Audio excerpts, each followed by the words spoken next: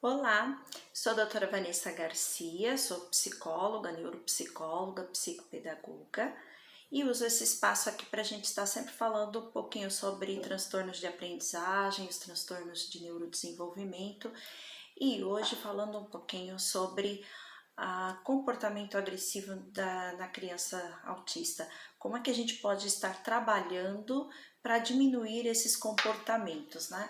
Às vezes tem pais que procuram, perguntando, falando, né, que o médico está indicando medicamento para poder usar, será que deve usar, como é que faz? Assim, quando o pai tem alguma criança que tem um comportamento mais agressivo e ele não sabe lidar, ele termina tendo uma série de dificuldades, às vezes, tanto em casa quanto fora, como lidar com tanto a agressão, às vezes, da criança em outra pessoa, né? Quanto às vezes da agressão da criança para si mesma. E muitas vezes os pais ficam meio atormentados aí, como é que a gente faz? Tem como melhorar isso? Tem como trabalhar isso? Tem sim. Então vamos lá. Primeiro vamos entender um pouquinho por que é que normalmente desponta esse comportamento agressivo. Eu vou citar aqui só algumas das características TEA, porque em outros vídeos a gente fala mais sobre as características todas do TEA. Mas aqui é só comentar algumas para a gente lembrar assim, um pouquinho de onde pode estar vindo esse comportamento agressivo. Então, primeiro é interessante a gente lembrar que a criança TEA, normalmente, ela não tem muito interesse no outro. Então, ela não é muito perita em habilidades sociais, ela não desenvolve muito essa questão de entender o outro, entender a si mesma, né? E expressar descontentamento. Então, normalmente, quando eu percebo, né, quando eu presto atenção nas pessoas, eu vou aprendendo quando as pessoas estão contrariadas, quando estão bravas, quando estão nervosas, irritadas, calmas, alegres, tranquilas, e o comportamento, a forma como elas demonstram isso. Então, eu não percebo muito que o outro, quando não gosta de algo, ele fala, ele diz, ele questiona, ele retruca. Então eu não vou aprendendo essa forma de estar lidando com aquilo que eu quero demonstrar a minha contrariedade. Uma outra questão que é válida a gente lembrar também, a questão de flexibilidade de pensamento, que no autismo é bem rígida. Então, as coisas para eles costumam assim, é desta forma e tem que ser assim. Por quê? Não é exatamente porque é birra, porque é manhoso, porque é cheio de vontades. É porque, como ele tem essa pouca flexibilidade, quando ele aprende uma coisa de uma forma, parece que só existe aquela forma daquilo acontecer. Quando aquilo acontece diferente, é como se o mundo dele ruísse, porque que outra forma pode isso acontecer? De que outro jeito que isso pode acontecer? Ele não encontra, então ele se desespera. Pode ser por uma coisa simples. Às vezes um objeto dentro de casa é guardado sempre em um determinado lugar, em um espaço lá na estante. Se alguém tira e guarda em outro lugar, para ele não existe essa hipótese, então aquilo deixa tremendamente transtornado. E se ele não tem uma forma adequada de demonstrar esse descontentamento, esse desconforto, ele termina demonstrando isso de uma forma mais agitada, mais agressiva, depende, isso varia de criança para criança, né? E o que acontece? Pensando então basicamente nisso, né, nessa dificuldade de flexibilidade, nessa falta de habilidades sociais para poder interpretar e comunicar sentimentos.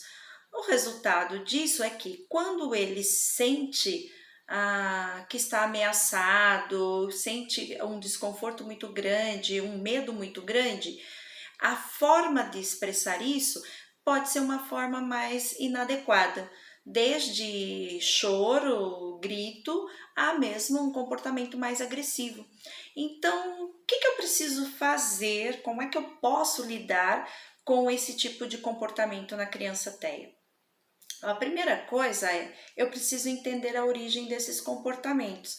Às vezes eu não consigo sozinha, como cuidador, como pai, como mãe, como professor, eu preciso procurar um profissional que me ajude a fazer isto, mas eu preciso entender o que está acontecendo. Então vamos pensar lá, por exemplo, a criança que ela tem um brinquedo que fica sempre num determinado lugar lá do quarto, numa estante. E um dia alguém vai limpar o quarto e põe esse brinquedo em outro lugar. Quando ela vê aquilo, aquilo mexe com ela, ela fica extremamente nervosa, agoniada e ela começa a gritar, a berrar e sei lá, avançar em alguém. Então, o que acontece? Se eu não for entender o processamento que está acontecendo, eu vou encarar isso como uma birra. Olha que criança birrenta, só porque mudou o brinquedo dela de lugar, ela está fazendo birra. E aí eu vou punir, vou dar castigo, vou tentar conversar, né? Às vezes tem pai que vai falar, não, filhinho, não, mas olha, mamãe, e vai ficar tentando, e não vai ter resultado. Por quê? Porque não é a questão ali, depois que a criança, vamos dizer assim, saiu do equilíbrio dela, não vai adiantar muito eu ficar tentando ou ter uma punição mais drástica, ou ficar com uma conversa muito carinhosinha demais. Eu preciso tentar entender o que está acontecendo. Aí eu vou vendo ali, tá? Porque ela já está alterada, então às vezes está difícil ali conversar, mas eu tenho que manter o meu tom de voz tranquilo, sentar, acalmar a criança e tentar entender o que está errado, o que está desconfortável. Aí eu vou entendendo, tá, a questão foi que tirou lá o brinquedo dela do lugar. E como é que eu vou, então... bom, claro que aí já seria um outro momento, a gente falar como a gente lida para trabalhar com essas questões. Mas o que acontece? Eu entendendo a origem, é mais fácil de eu ter a paciência para conseguir fazer o que precisa, de eu conseguir trabalhar com ela e conversar. Porque ali nessa situação, por exemplo, eu vou tentar explicar para ela que aquele brinquedo precisou ser colocado em outro lugar, porque por alguma razão vai se colocar ali outra coisa, vai desmontar aquela estante, sei lá o quê. Mas eu vou explicar para a criança. E essa é uma outra coisa também que é importante a gente lembrar nessa coisa para evitar essas situações de agressividade. Os combinados. O que são esses combinados? É importante para a criança até, é super importante rotina.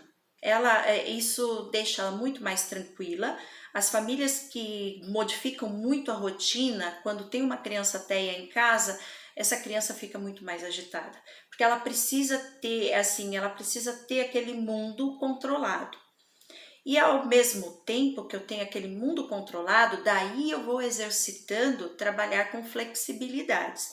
Então, por exemplo, se eu tenho lá essa criança na hora do almoço, ela senta-se sempre no mesmo lugar. Se sentar em outro lugar, se a família sentar em posições diferentes, ela fica nervosa. Então, o que eu posso ir fazendo? O que é trabalhar flexibilidade?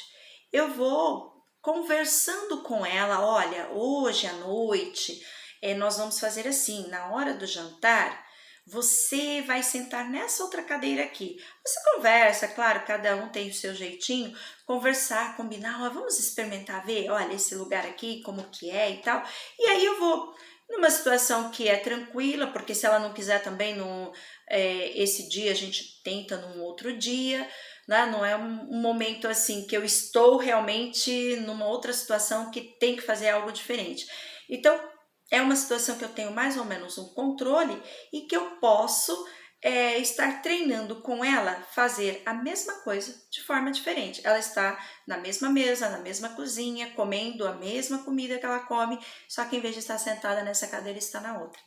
Então, esse trabalhinho, o que a gente está fazendo? Está trabalhando essa questão de ir ajudando a criança a perceber que eu posso fazer as mesmas coisas de formas diferentes.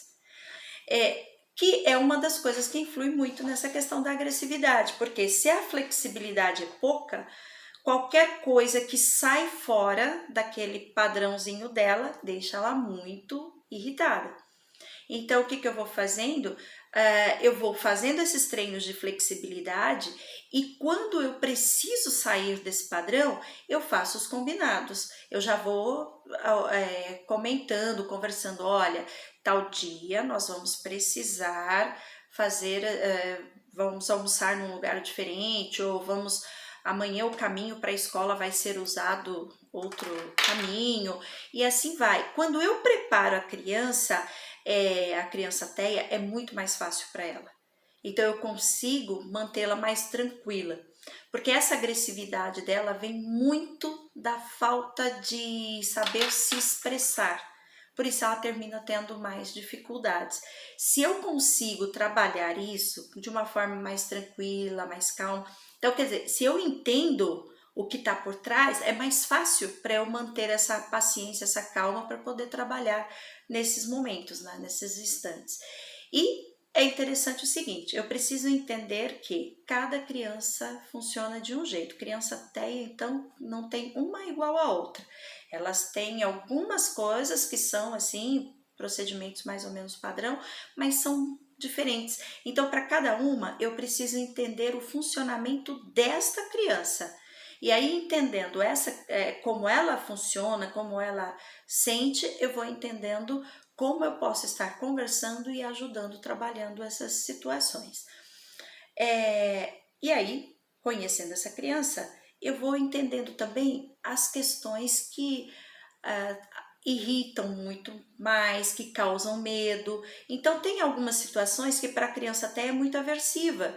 Se eu já sei que ela tem medo de determinadas coisas, tem medo de cachorro, de gato, tem medo do barulho do chuveiro, do barulho do aspirador de pó. Então, se eu conheço esses detalhes, é mais fácil para eu ir retirando isto e introduzindo de uma forma, como eu disse, um treinamento de flexibilidade. Aí, com a ajuda, às vezes, de um terapeuta, você consegue mais informações para saber exatamente como fazer isso. Mas o que eu tenho que ir fazendo? Evitar essas situações aversivas e treinar para que ela aos poucos vá assimilando as situações, tá? O que mais que é importante? É claro, que é o que eu devia ter começado falando, a primeira coisa também é a gente fazer um check-up aí na saúde da criança, né? Ver se tá tudo bem, se ela, em termos de saúde física, tá tudo bem, né? Não tem defasagem de nutrientes, de vitaminas. O que é importante? Que ela durma bem. Qualquer um de nós que não tenha o sono satisfeito como deve, vai se sentir mais irritado, vai ficar mais fácil de perder a paciência. Então é bom que a criança durma bem, é bom que ela esteja bem alimentada também. E quando a gente fala bem alimentada, não é em quantidades, mas na qualidade daquilo que ela consome. Então tudo isso é importante para a gente poder manter a criança TEA mais estável, para a gente poder ir diminuindo esses comportamentos agressivos, tá? Bom, tem como trabalhar isso, tem muito mais coisa sobre esse tópico, mas por hoje eu vou parar por aqui, né, e tal, mas a gente continua conversando e dando mais dicas sobre isso, como a gente pode ajudar a criança que tenha dificuldades com o comportamento agressivo. Tchau, até a próxima!